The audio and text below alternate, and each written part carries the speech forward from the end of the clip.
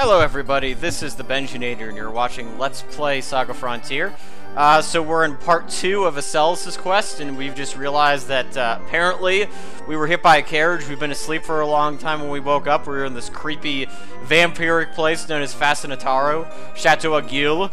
And now Asellus, our main character, is infused with purple blood, which is the combination of red human blood and blue mystic blood. So, we're kind of stuck here and trying to figure out what to do. So, if you go into this room over here, and you have Ill Dawn in your party, there is something that's kind of cool that begins. You go up here, and you see this big old rose thing, and then what happens is that this is the training ground. So this will give you an opportunity to kind of develop the character that is Asellus, but these battles are actually, believe it or not, somewhat challenging. And she gives you a nice little crappy knife to fight with. So if you want, you can, use this opportunity to try to level yourself up. But as you can see, it's pretty damn hard because you have double combos like that, and it just kind of, sometimes you're lucky, sometimes you're not. But if you get wiped out, it's okay because then he throws another enemy at you. Let's see if we can win at least one of these ones just for fun. All right, so we might actually have a chance this time against a frog and a shell worm. Gordon Gecko. But once again, no, we're getting hit by a level 2 combo. So, we're just getting absolutely destroyed. By the way, our LP totally restores after this. Yeah, this whole training ground thing is just kind of a, in my opinion, it's kind of a teaser. Especially, like, if you decide to do Asellus' quest first, you're going to think that this game is going to be abominably hard. But yeah, we should be able to fight this one Xeno, so why not? By the way, it's really not critical that you fight these battles, by the way. They're not really that big of a deal. Alright, we might actually be able to beat it. Come on, Asellus, you can do it. Yeah! Come on, one more time. You can do it. So this is basically the only time in the game where fighting these regular battles can actually be somewhat challenging. I mean, unless you're, playing one of the other quests and you just kind of wander into, like, Omble or any of these highly dangerous areas with just one character. So, yeah, you can do that there. That's absolutely fine. Yep, and so, yep, that's it. So, yeah, they tell you the secrets of all that sort of thing. Now, again, I am just going to kind of show you specifically where you want to go just so you don't get lost, because this place is mazy. Oh, who's that guy? Alright. Yeah, that's, what is it? I forget what his name is. Rastaban, okay, that's kind of a cool name. Waiting for someone to reset its clock. Well. Alright. Yeah, what's going on here? Yeah, growing power. She's gonna have some growing power, trust me. Ah, intense. Interesting.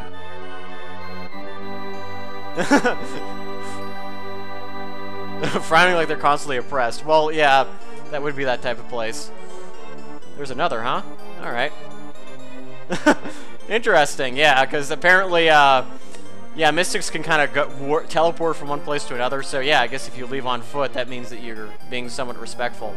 Alright, so now what you want to do here is that you want to disperse your party, and by that I mean, essentially, when you go back to your room like this, what'll happen is that these characters will leave. So he'll wait for you in the training ground, and of course, she'll walk out. So that's not a big deal. So what you actually want to do now, Asellus is back by herself, and so what you want to do is you want to actually go back to where White Rose is, because you want her in your party just kind of briefly. So here we go. You're just gonna go get to talking to White Rose, and again, I'll be skipping through stuff very briefly, but again, I want to get you guys to get kind of used to the terrain of this place, and so there she is right there. Yeah, what is this arch princess business? A mistress. Oh, nice. Okay. Yeah, this sounds very vampiric. If you're kind of forming a blood pact and that's what it means to be a mistress in mystic terms, that's something completely different. It sounds a lot less fun, honestly. Yep, Asellus is immune to the Charm Lord, who I guess is a he. That's interesting. Yep. So this is kind of, this statement right here is actually kind of interesting, given the, given sort of the context of the game, because you can develop your mystic abilities and you can't. That's what she's kind of talking about. So anyway, now that we have White Rose with us, there's a bunch of things that you can do with just White Rose by herself that are interesting. Yeah, these coffins, huh? Refuge. Wow. Alright. That's kind of creepy. Childish. I call it creepy, but I'm with you there, Asellus. This guy is absolutely no good.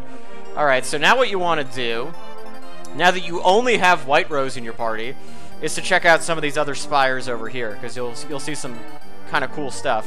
If you go this way, these are the spires that we haven't checked out. Got some other fancy coffins in them that I just want to show you. And the thing is that you get extra dialogue if you have White Rose in your party instead of White Rose and Ildon. So, Princess Rise room. Yep. Alright, first princess. Oh, okay, she escaped. Well, that's crazy. Ah, wow. Committing suicide. That kind of sounds like that show Battlestar Galactica. You know, they have that resurrection thing.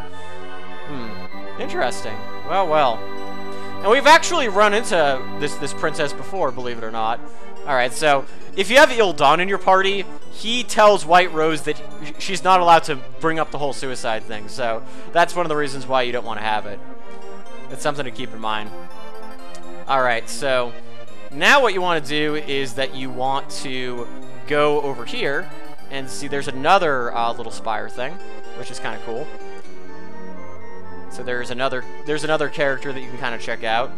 So that is, yeah, Princess Lion. Yeah, she's actually a badass. Oh, okay. Golden Mane. Huh. Interesting.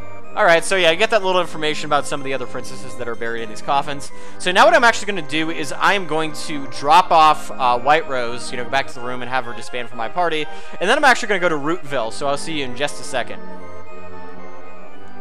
Alright, so here we are in Rootville, and so now it's just Asellus. So that's something that's important to keep in mind. This is really the time to go here. So, remember this guy tells us the, he's got some different things to say now. Yeah, well, you are kind of a green goblin. Yeah, well, the problem is that Orluge seems kind of like a douchebag, so I'm sorry. I'm sorry, man. Yeah, so this is all he kind of says here. And so, actually, I apologize. If you do have White Rose in your party, he will allow you to, you know, talk to him and you can get kind of the items from him, but we'll worry about him later. Anyway. So the thing, there's two other things I really wanted to show you, and that's actually if you go over here, towards that little cave that we saw before, there's something that's actually kind of nifty. You go up to here, it's a voice that talks to you. The Eternal Flame. Well, that's different. And unfortunately nothing else develops from there, but I thought I would just kind of just show you that as a little bit of a snippet, which is kind of interesting. So, if you go in here, actually, if you go into Gina's place, this is kind of cool. So, yep, everything's fine. But if you bring anybody with you, you're forced to leave immediately. But actually, if you just have Asellus, you can actually go up here and talk to Gina. Hey, what's going on, narrator? Huh. Yep, once again. I guess apparently... Oh, I'm not that strange, just because I have green hair. God, so anti-modern. Yikes. Alright, so now if you follow her up here...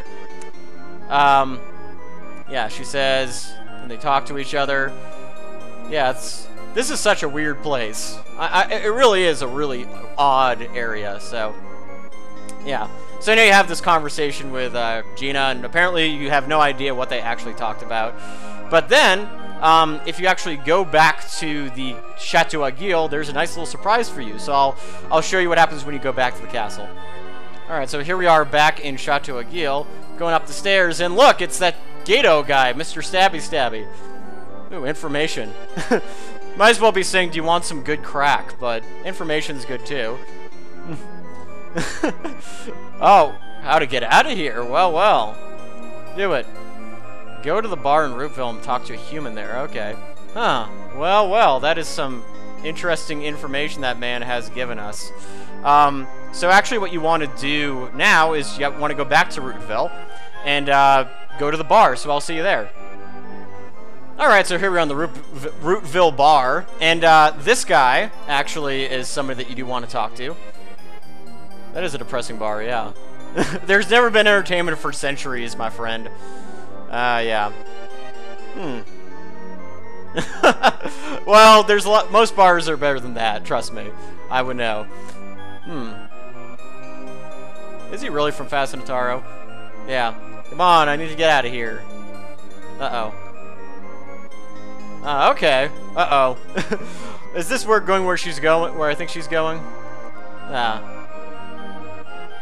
Okay, so apparently, and this is actually the way that you get out of here too, with some of the other quests, is that you got to go talk to this guy and he'll tell you how to get out of here. But this time, of course, it's a little bit different. This time he's actually charging you, whereas previously, it's free.